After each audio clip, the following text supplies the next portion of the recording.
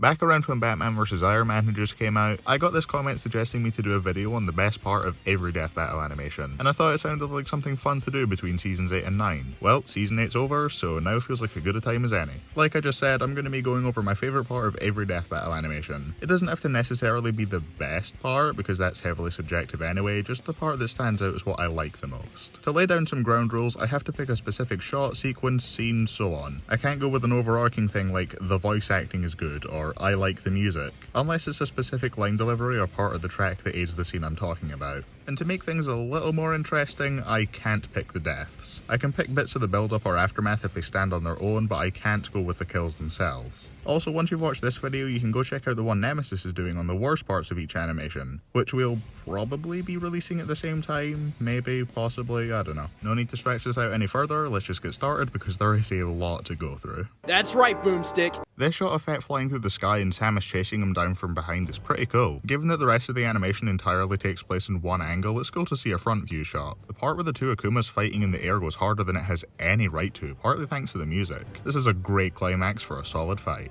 This first back and forth in the air has a good sense of speed, I like it. This entire segment with the bullet bill and cannonball onslaught is way more intense than I would have expected, it's so well done. The lead up to the death is pretty good. It goes on long enough to build up a good sense of tension, but not so long that it gets boring. The final battle between Leo and Raph has this really intense sequence of them locking weapons. It's like the build up to the ending of Hagar vs Zangief, but so much better. I like Zitz going ham on this wall as Leo sneaks up behind him. It does a good job showing the differences in their intelligence and their fighting styles. Yoshi digesting and redirecting the acid spit is a neat trading of abilities. This episode didn't give me much to work with. They chase a butterfly and it's a neat callback to their analysis segments. That's all I got. Kratos jumping out of the fire and slashing away at Spawn's chains is really cool since it shows just how much of a threat the Blade of Olympus poses. At the start, Spawn's able to fairly casually keep him at a distance when he just has to counter the Blades of Exile, but with his stronger weapon, Kratos is able to break through the chains easier while Spawn is posed in a way that looks like he's clearly putting more effort in. Then Kratos stabs him and we get a neat fake out. The death sucks, but thankfully that doesn't count for this. I really like this scene where they kick the bomb back and forth. Vegeta punching the moon down is an insane display of strength that wouldn't be matched until Goku and Superman blew up the planet. Shadow getting to teleport it back into place is also great. I like the sequence where Mario uses a bunch of his invincibility power-ups rapid fire to stall out Supersonic. Between the Superstar and Mega Mushroom, Sonic gets to show off his cocky attitude by running his mouth long enough for Mario to get the upper hand back. It's pretty good. When they both mind read each other and start talking shit based on the things they find, that's some fantastically written dialogue. I always love when versus shows can work in storytelling bits like that, and this is one of my favourite exchanges they've written. Thank fuck the Shatterpoint scene doesn't count as the death itself because it's the only moment in the animation that I can say sticks with me in a good way. The wall jump scene is fairly solid. Yeah. I like Starscream using his silver tongue to stall for time until his targeting systems lock onto Rainbow Dash. It's a good scene that plays into his unique strengths as a character. Chief dodging all these rockets in slow motion then catching one with his bare hands is so sick. With the really intense bit of the Robot Masters taking the edge and then Metal Sonic dropping in, the Scratch and Grounder vs Sheepman bit is the perfect way to add some levity to the battle. It's funny, gives one of my favourite Robot Masters a chance to do something, and then they all get exploded instantly by Silver Sonic. If Peach stayed in her enraged form, I would have probably gone for the Light Arrow scene. It would have shown her invincibility cancelling out one of Zelda's deadliest attacks with a super impactful shockwave that takes out the bridge as well. But since it's a bit unclear if she stayed in the form or dropped out right before, I'm going for the slap fight because it's funny and I like how it escalates with the rainbows and the hearts appearing. Even if the build-up goes on for a little too long, the sheer speed of Thor and Raiden charging towards each other and the impact of that dropkick are something else entirely. Link using his smash up B has such a nice feeling of momentum helped by the camera movement. Yes, I know what the move's actually called, but I also know that calling it his smash up B is going to annoy some people in my friend group, so I am not fixing it. I'm realizing how much the death carries this animation because the rest of the animation is just pretty good. It's actually kind of difficult to pick anything that stands out. I guess I'll go with that scene in the dark where Batman tries to use stealth to get the jump on Spidey, but the Spider Sense stops his attack before it even starts. It's great at showing how the Spidey Sense is ultimately one of Peter's biggest win cons. The Volt Tackle clashing with a lightning cannonball is such a good lead up to the death. God, this episode's full of stellar moments. How am I supposed to pick just one? If it didn't end with Goku going for a sucker punch, I would have gone with the Kryptonite scene. Besides that, my main options are Superman flying off into the distance and any of the Super Saiyan transformations, minus the second one. Out of the bunch, I think I like the Super Saiyan 4 transformation more. The lead up with Superman overpowering Super Saiyan 3 so easily as soon as he starts trying, the way the space around him is distorted, the dark sky leading to a great atmosphere, it is one of the best transformations they've ever done. Otacon, I'm not exaggerating when I say the success of my mission hinges on how I Lift the whole 60-plus ton tree off the ground. He-Man tosses a mountain and it is one of the most impactful sequences in the series. The sound design, the slow build-up, and Lionel getting to channel everything he has into vaporizing it, godlike scene. Final Bison getting bodied is sad, but I like his first onslaught where he starts attacking Khan from all angles, and Khan's able to adapt and start to block more of the hits before finally landing one of his own back to get Bison off of him. How do I pick a moment in the animation where everything is great but nothing stands out from the rest of the fight until the death? I like the wall jump into the suplex, I think that's called the Izuma drop or something, since that's apparently necessary for every Ryu animation. It makes use of the environment and an iconic move, I love it. I'm not going to elaborate on this one because Ducko might be watching. This one was tricky since the death is the only part of the fight I consider exceptionally amazing. Then I remembered the setups count, and I like the one in this episode. It plays into Bucky's history with Toads and gives them an excuse to off Slippy, which I could hear the cheering in the streets for when the episode came out. I love Terminator blasting Robocop while backing him into a corner only for him to run out of ammo, and then have Robocop reveal he knew how many shots the gun had and was just waiting for it to run out. That's awesome. Luigi accidentally blowing himself up only to use that to his advantage in a way that incorporates the environment is really cool. It has his clumsiness come into play in such a natural way that he's able to turn on its head and have it result in the only part of the fight where it feels like he has the upper hand. While not hitting Snake vs Sam levels, I love the final showdown between Charizard and Blastoise, which also has the funny FNAF thing. Even if the death that follows it is weak, I love the build-up of Fulgur holding the compactor open, taking the opportunity to fully charge his reactor and then breaking out. Godzilla's dropkick is not only a fun reference, but the one bit of silliness the fight captures from early kaiju movies with its otherwise serious tone. Cat bounces his shield off a wall to hit Batman. I don't really know what else to include for this one. I genuinely forgot about this episode until I was in the middle of editing. Not just because it's that forgettable, but also because it's hidden from view in the playlist by default.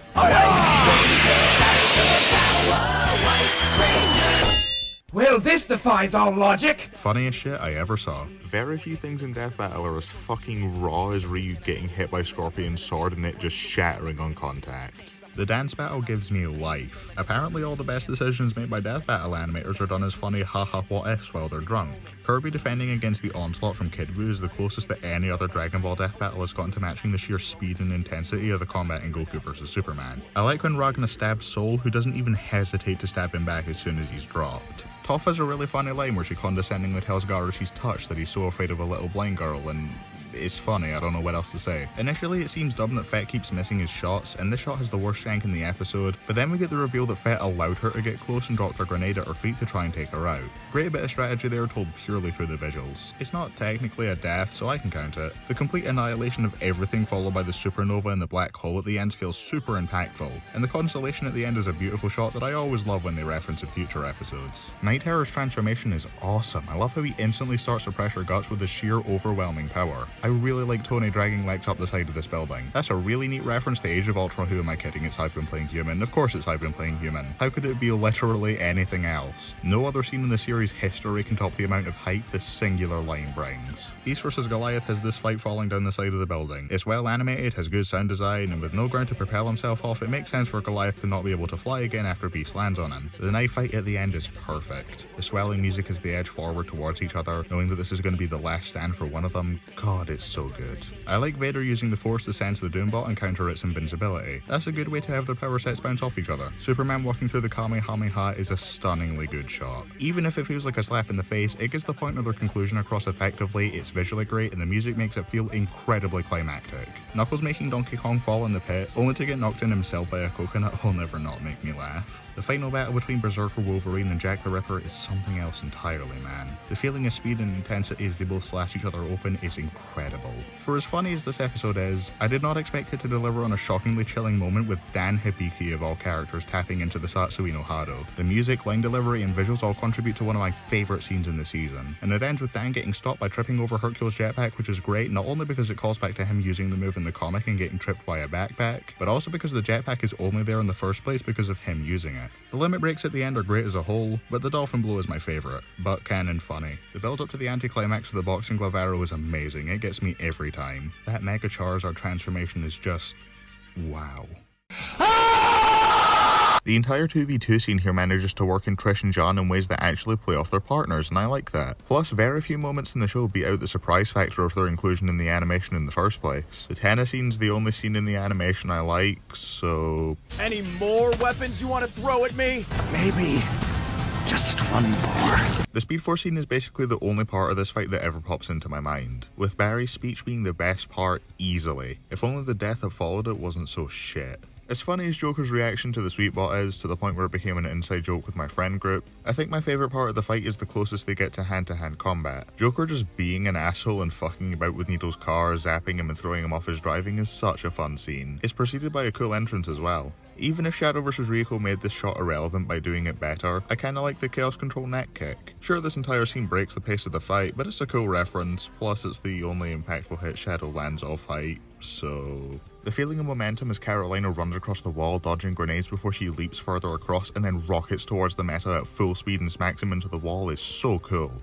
I like Kano's corpse being used as a projectile weapon, that's pretty funny. Scout gets a really cool line here to make up for how shit the bit with him drinking the bonk directly before was. Ken and Terry getting so into their fight that they start tearing apart the building and their clashes fits both so well, especially for Terry given how his fight with Geese was described. This is probably the most minor shot I'm gonna bring up in this video, but the shot of Scott's body getting thrown into the wall by the tornado made me laugh. I'm pretty sure that was intentionally funny, I hope. What do I even choose here? There are so many options. The thunderclap, the car boxing gloves, the Worldbreaker Hulk transformation. Gun to my head, I'll go with Doomsday chucking a bus at Hulk and then drop kicking him straight through it. It's impactful, but above all else it's raw as fuck. Zorro catching fire and having to roll to put himself out is the one bit of levity in the fight and it works. Partially thanks to the well delivered scream of pure fear. Urza finds it funny too and then Zorro kills her instantly, what a shame. Deadpool using the like bar as a lightsaber is a neat way to lean into his fourth wall breaking like what the rest of the episode does. And Pinkie Pie using a pop-up ad to block him is pretty creative too.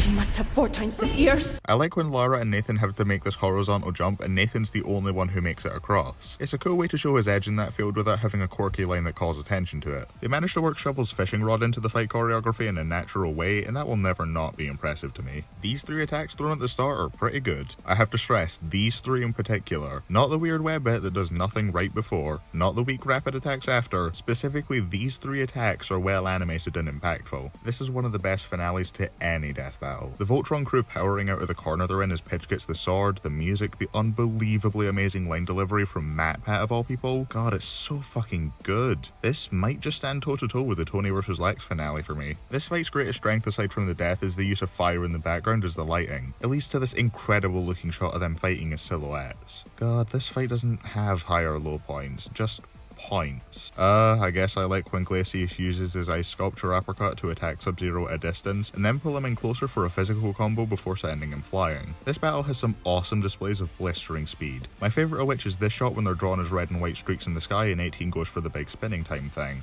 I like the start of the Metal Overlord portion of the fight. Zero's shocked reaction to the transformation is the best 3D bit, the establishing shot has a good sense of scale and portrays Metal Overlord as a threat effectively, and the shot of Zero running towards him has a high feeling of energy. Can I count Lucario powering through the Diamond Storm? If not, there's a bit where Renamon jumps off a pillar, uses a chunk of another one to jump off again, and then kicks Lucario. That's a solid enough sequence. TJ's last breath makes for such a hype ending. It makes me want to get up and cheer for him as if he was one of my favourite characters, and considering I don't have much connection to him, that's saying a lot. This scene makes great use of Shredder's skill and Harada's teleportation ring in a scene that not only has this feeling of blistering speed, but also perfectly gets across how each of them only need one hit to take the win. And then Harada sees Shredder's reflection in his sword and uses it to attack behind him and catch Shredder off guard. God, it's so fucking good. I will never get over the comedic perfection of McGruff using "I'll show you respect" as a threat. I love their clash that destroys the moon. Death battles up until this point hardly ever reached a cosmic scale, and that made this stand out even more as one of the most absurd showings of strength in the entire series. Somehow they made Naruto's "Believe It" line sound cool. That's pretty impressive. I like Miguel and Terry's exchange at the start. Terry's line is funny, Miguel's is the exact kind of cheesy I'd expect, and I think this is a neat bit of character animation showing that he's so comfortable in the air that he reverts to a regular standing pose mid-swing. Sephiroth's reveal of the supernova is such a cool way to lead into the ending of the fight. Even better than Jiraiya's "I've been on the beach the whole time" in regards to revealing they've been using illusions to distract their opponents as they set something up.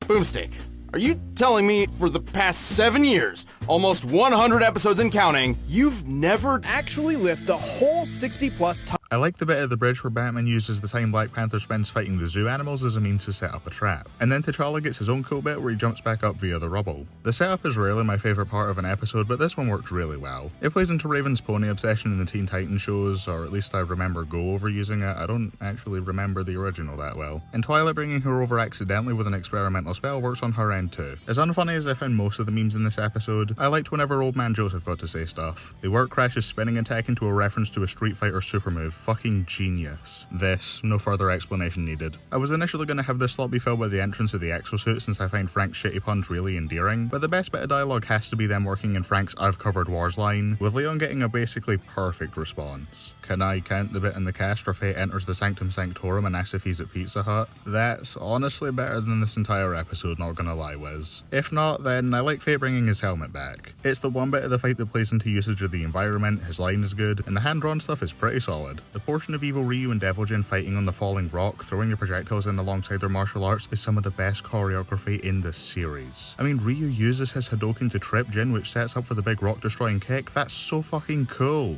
And in the clash that follows it, man, the quality of this fight's martial arts can't be overstated. Imagine having a single joke in a fight that is better than anything in the analysis, which is already filled with 99% banger jokes. This episode has so many atmospheric shots with Carnage, having excellent animation, voice acting, or both. But the king of them all is the It's Raining You're Bleeding scene. The line delivery, coupled with the bells in the track, never fails to give me chills. Wow, all the contenders here are from the latter half of the fight, to the surprise of nobody, I'm sure. This half of the fight is amazing, and Optimus especially gets to do a lot of cool stuff. But the axe kick in particular stands out given how he grinds his tire on the Gundam's face for extra damage. As much as I don't care for the episode overall, I can't deny that it has some pretty well choreographed sequences. My favourite of which is probably when Daredevil blocks Nightwing's attacks despite having his back turned. If I can't pick So Long Gay Hedgehog, which is obviously the highlight, I can at least choose Mario's second best line in the fight. They somehow made Let's A Go in a goofy Mario voice sound badass. Massive props to them for that. This was one of the last episodes I picked a scene out for, and that's partly down to how consistent the quality of the fight is all throughout. And as good as the army battle is, I think the kaiju battle slightly edges it out. Not just because it's the only part of the fight that plays into Ultron's body hopping, but also because, I mean, it's a fucking kaiju battle, what more do you want? This fight has a lot of emphasis on strategy over power, so naturally the reveal that Jiraiya had been buying time to turn into Sage Mode while his clones distract Roshi is my favourite part of the fight. Darkseid crushing the black hole was the peak of this battle scale, and it's also the only time Darkseid does anything of note, really. This was an incredibly close match. The ending to this is basically a discount Snake versus Sam, in the sense that it's the two characters in pitch black with only flickers of light here and there to illuminate the scene. It builds up tension for the finale so well that I love it even more than Aquaman's banger of a line from right before. The black hole onslaught makes great use of the shared weapon between the 4 Mega Men who have it, and also gives us the funniest joke at Volnut's expense in the episode. The shot of Natasha's reflection in the glass is pretty damn good, isn't it? As one of maybe 4 people on the planet that really loves this episode, you'd expect me to have more to say here, but I guess not. Shazam generally steals the show here, but Carol has my favourite moment where she absorbs the transformation lightning bolt and uses it to transform Shazam back into Billy. That's such a great creative way to have their power sets play off each other. I like her line delivery, and the animation on her face and hands is so expressive. As much as I usually don't care for Smash's portrayal of Wario boiling down to just being disgusting and nothing else, if that's the route Death Battle wanted to take, then I can't think of any better way to handle it than to fully lean in and have Wario unleash a nasty brat down DDD's gullet. The build up to it is honestly even better than the actual move itself, especially given how everyone except this Waddle Dee knows what's about to happen, and I have never seen a character filled with more dread in the show than DDD is here. And this is only the second best brap in the episode, but I can't pick the best one, so this'll have to do. I wanted to go with the Lantern Oath initially, and while that line in a vacuum would have taken this spot easily, I can't get over how poorly Alien X's clones are used in this scene. So plan B, the brief fight with Heat Blast has some really well done hand-drawn animation, a creative use of the lantern constructs, and the funniest line in the episode. Mitsuru immediately getting Artemisia back when it looks like they're both on their last legs is great. I love her line where she basically tells Weiss to get fucked as she shoots herself, and Weiss's reaction afterwards is priceless. The look of, oh wow, I'm about to fucking die is amazing. The bit with them fighting on the boost pads is really creative and has a great sense of speed, but above all else it's just really fun and exciting, which is the key thing to get right for this match. This bit at the start is the only scene that uses both alchemy and bending creatively while also using its set piece effectively. I guess there's also Aang seismic sensing the alchemic circle being drawn, but this bit at the start is still better. Fuck, I can't choose Zarathos' best line because that doesn't stand on its own from the kill. Good thing he only has one other line, so I don't have to make a difficult decision. I like how Godzilla doesn't take over Kiryu the instant Akane goes down, only after the Dragon Zord roars and Godzilla presumably takes it as some kind of challenge, and then beats the ever-living shit out of it, including this shot where he walks forward while firing his maser cannon. A shot that I've always loved, even back when I thought the episode was mid after my first watch. It's brief, but the initial clash of the Great Dragon and the man behind the slaughter is super well drawn. If I can't count Dracula's closing remarks, then I can at least go with Ganondorf's transformation into Ganon. The fire and the camera work set the tone so well for this breathtaking scene. Mob's unknown percent transformation is one of the greatest in the series, managing to come off as genuinely chilling with some excellent hand-drawn animation as the cherry on top. Everything with the continuity gem is really visually distinct, and I like how Deadpool decides to change the outcomes of previous controversial episodes. Then it drains the budgets, which gives us the storyboard scene, which is also really funny and creative, giving us the first real taste of how out of the box this animation's gonna get. The fake out as All Might punches Guy through the chest is so well done. The music fades out and I could see it catching some people off guard. Then Guy drops the reveal that he's about to transform and just lets it rip as this unbelievably flawless guitar solo plays. This gives the ending to the fight such an amazing feeling of finality fitting for the end of a season, and so few episodes are even able to approach it. Dumping a Marvel vs. DC matchup, or even a comic book character matchup every other episode. Given that this is the clip I play every time I want to bring up good puppet animation, it goes without saying this is my favourite part of the fight. The one actually interesting trading of abilities in this fight comes from near the end. I think it's neat that Sindel gets to be the opposite of your typical Netherrealm character, and do something not stupid by going for Canary's throat now that she's seen how powerful her scream attacks are. And Canary busting out the Sonic Bomb thing I can't remember the name of makes sense for her to use in this context. It's worked naturally into the fight rather than being thrown in for the sake of it. Leo's shell deflecting the laser is so dumb, and I mean that in the best possible way. It feels like something you'd see in one of their older campier shows. There's a Smash Bros joke to be made here, but there's also no way for me to make it funny. I like the double fake out at the end where Esdeath freezes Grey in time, but his resistance to ice magic lets him power through it and freeze Esdeath back. If only that could be where the fight ended, but I guess beggars can't be choosers. I am really tempted to put the double dab to annoy Nam, but the thing is it also annoys me as well, so I guess I have to go with an actually good part. I like the bit at the end where they're both bloodied and beaten, but their adrenaline still has them dishing attacks back and forth. The track at the end definitely helps that feeling of an adrenaline rush. Is the punchline of Cable barely getting budged a little predictable? Maybe. Does that mean I don't still find it really funny? Nah, this shit's comedy gold. The fight's entire dynamic can be summed up perfectly with both of their lines here. It's great. The Genjutsu scene is the best part of this whole season, never mind just this episode. I'm told Genjutsu works by giving victims glimpses into the future, which the Force can also do to an extent. Given that this is prequel Obi-Wan, this means that this could be him looking forward in time to his final showdown with Vader. That's such incredible visual storytelling, and I wouldn't be the least bit surprised if it wasn't fully intentional. Danny trapping Jake's ghost in the thermos is the only fitting way this fight could have ended, and it's technically not the death, so I can still count it. This 14-second long sequence is pretty good, isn't it? Does I Am the Impossible count? I don't care, I'm including it anyway. I can't leave it out given the reaction it got out of me on my first viewing. This shot of Shoto's eye is one of the best hand-drawn shots in this series. There really isn't much to it, but holy shit, it looks so good. And the line delivery from John Van Doren makes it even better. Just because the banter stops after the preview doesn't mean all the good jokes stop. Because I really like Sonic impatiently tapping his foot because Splash takes like 5 seconds to come back around after he gets launched around the planet. This sequence also plays into one of the more creative uses of their powers in the fight, with Sonic freezing the floor to make Flash lose his balance. So I was going to include the crowbar scene in this spot initially because I like how it works in usage of the set piece and stuff specific to Jason's past, but I am also told it misrepresents what a PTSD attack is actually like, and in the interest of not opening a can of worms I am nowhere near qualified enough to say anything about, I'm just gonna go with Jason disappearing while the doors are swinging. It's a good showing of his stealth and it's just a cool shot in general. I don't know what else you want from me. This is one of the side-dude episodes, so I'd be remiss to not mention the Sholvor at the end. Unironically, this has some great hand-drawn elements and sound design, and if I can't go with that, then throw in the black blood flood that follows the shot of Venom doing the FNAF jump scare. While the team overhyped it, the intestines scene is one of the most amazing displays of gore in this series, and it isn't even the finisher. It's made even better by how John turns the tables back around. When the Bloodmoon turns him into a feral beast, Saberwolf takes the edge because that's where he excels. But when John snaps out of it and gains control back, he uses strategy and his one unique special move to nuke Saberwolf and put him in a position where he can take the win. Fucking phenomenal. This animation has some of the best looking martial arts in the post-Torian era of Death Battle, and the Tucker vs Lopez segment is the only bit where they throw in the fun character stuff I'd expect from both parties involved. Plus there's some creative choreography with Lopez using and then ditching his gun, and Tucker's quote-unquote kill, which probably doesn't count, but who cares. I guess the aspect ratio thing was a cool visual trick, I don't know. Given how season 7 had used other memes in ways that were far from funny, I didn't expect them to use the handsome Squidward face in a way that I actually liked. And the fact that this is something Sanji can actually do makes it work in naturally.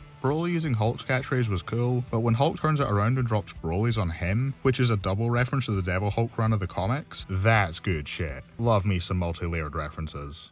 Where is my father? The entire I Can Try interaction gets me every time, man. What else is there even to say that I haven't already said before in like 20 different videos? The reveal of the alumni mode Scissor Blades is probably the season 8 shot of the episode, but Shadow's Faker line's also a really funny double reference, and I think I like it ever so slightly more. As cringy as the Superman line could have been, Gianni's able to deliver it in a way that makes it sound pretty cool. Coupled with Lex countering Doom's attack with some nice hand-drawn stuff, I quite like this scene. I still don't know what it is about this big rotating shot that makes it feel so cinematic to me, but whatever it was done well. That silhouette shot is stunning, but why is Mika's hair not also coloured? That bothers me. Also, Blake is missing for a frame at the start, whoops. The whooshy fingerhold exchange might just be the funniest part of any animation in this season. It puts the dumbest grin on my face every time. The Pink Steven transformation has a great line delivery from Caden, and becomes even more tragic when you realise he sees the yellow diamonds in Star's eyes. I feel so bad for the guy, and that's why this moment works as well as it does for me. Link's transformation into Fierce Day is one of the best transformation sequences in the show. His initial emerging from the rubble and him looming over Cloud are both excellent moments that give me chills. Batman delivering a super concise one-liner as he confidently hits Tony with a punch that has a 95% chance of giving himself a heart attack is one of the rawest things ever put in a Death Battle episode. This scene retroactively almost made me not hate the kill from Flash vs Quicksilver. This is a phenomenal debut of a new animation style. The bright and vibrant colours, realistic looking clay textures, and fun usage of Kool-Aid-Man's moveset all add up to make this one of the most special parts of an already very special episode to me. Alucard takes a Helsing Ultimate Abridged meme and makes it genuinely intimidating thanks to Taka's phenomenal line delivery. As weirdly executed as the only transformation was with him just switching between frames, I love the start to it. The energy Philip Sacramento puts into Akuma's line and the huge eruption of energy is genuinely hype and is easily the highlight of the animation for me. Australian man. Madara dropping this huge meteor as casually as if it was a normal punch or something tells me more about his character than the analysis ever could. This is the one episode to have a sequence to rival Snake vs Sam's knife fight for me. Nothing else in the series resonates with me the same way as Saitama finally getting the fight he always dreamed of. The excitement in his voice, his laugh, his tears of joy. This is the scene that shot this episode above everything else the season has to offer in my eyes, and I will be shocked if anything in season 9 even comes close to it. And yeah, that's my favourite part of every Death Battle animation. I don't know what to have as an outro for this. I honestly never thought I'd make it this far. Hope you enjoyed. Obviously not everyone's going to agree with all of these, so leave your own favourites in the comment section. Go watch Nem's video as well, which should be in an end card right now, hopefully. I really do need to start learning how to end these.